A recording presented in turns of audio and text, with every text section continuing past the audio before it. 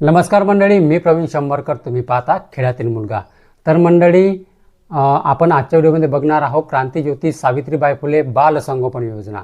ज्यांना सप्टेंबर किंवा ऑगस्ट महिन्यापासून 2025 पासून जे पैसे मिळाले नाहीत या बाल संगोपन योजनेची, त्यांच्यासाठी एक आनंदाची बातमी आहे.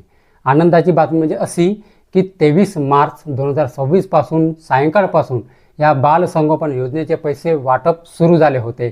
पण काही जिल्ह्यांना मिळालेले नाहीत. भरपूर जिल्ह्यांना मिळालेले आहेत, पण काही जे जिल्हे आहेत अजून बाकी आहेत. भरपूर जिल्हे बाकी आहेत. संपूर्ण महाराष्ट्रामधून मला कॉल आले आहे की सर, मला 23 तारखेपासून पैसे सुरूसुद्धा झाले, पण अजून मला मिळालेले नाहीत. या जिल्ह्यामध्ये मिळाले नाहीत. भंडारा, वर्धा, सांगली, रत्नागिरी, यवतमाळ वगैरे जे काही जिल्हे आहेत त्या जिल्ह्यांना अजूनपर्यंत पैसे मिळाले नाहीत.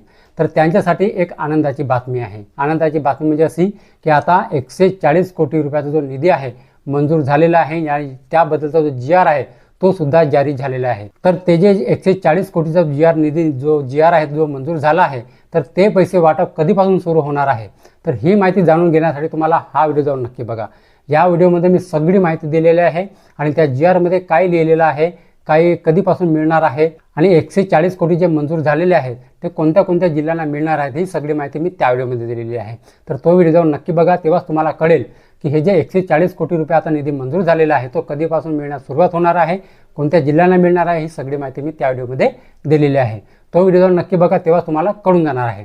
ठीक आहे. आणि ही बाल संगोपन योजनेवाल्यांसाठी खुशखबर आहे, कारण ज्यांना ऑगस्ट सप्टेंबर महिन्यापासून पैसे मिळालेले नाही त्यांच्यासाठी ही आनंदाची बातमी आहे. तर मंडळी, हा व्हिडिओ शेअर करा आणि तो व्हिडिओ जाऊन नक्की बघा.